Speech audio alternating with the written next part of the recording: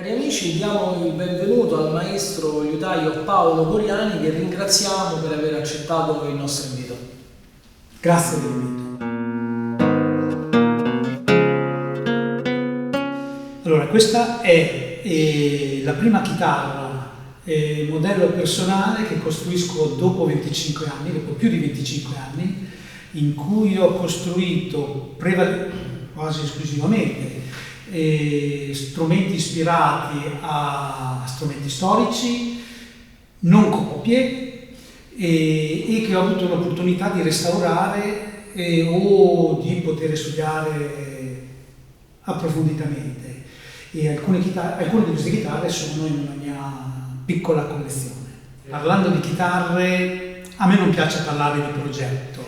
Il progetto è per un edificio, un ponte, una casa, qualcosa di definito, precisamente finito.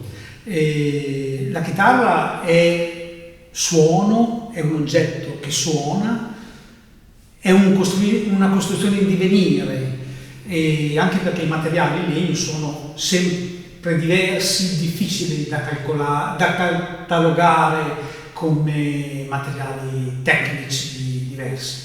Nella tua produzione personale, quindi, realizzi anche modelli ispirati a strumenti storici?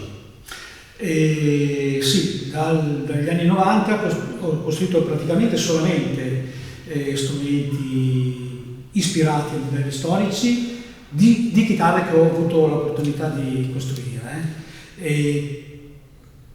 Anche questa è un po' così, nel senso che la forma e le dimensioni sono di una Santos Hernandez del 22 che ho restaurato e che possiedo, e con alcune differenze che la fanno essere più personale rispetto a quello che facevo prima, che sono le fasce quasi doppie, nel senso che c'è un leggero strato di Mogon Honduras incollato dentro, delle controfasce alla tavola asimmetriche, un particolare innesto incastro delle fasce al manico per dare rigidità pur mantenendo leggerezza, e le meccaniche che hanno i perni che girano su delle boccole di palissandro incastonate nella paletta di cedrella come il manico.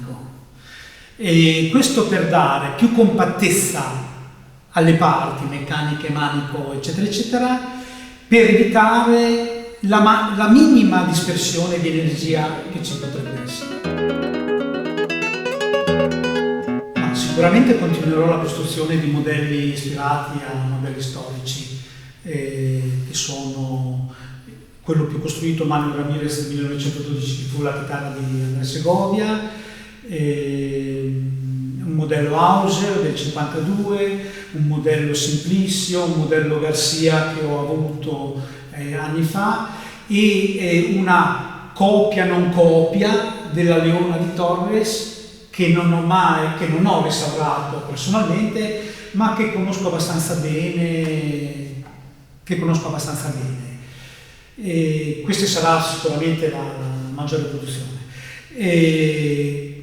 Questa resta e resterà uno strumento unico, era così una proposizione degli organizzatori per il Reggae Roma Expo Guitar del 2020, ma alcune caratteristiche rientreranno in un modello personale che comunque affiancherà le chitarre storiche, diciamo così.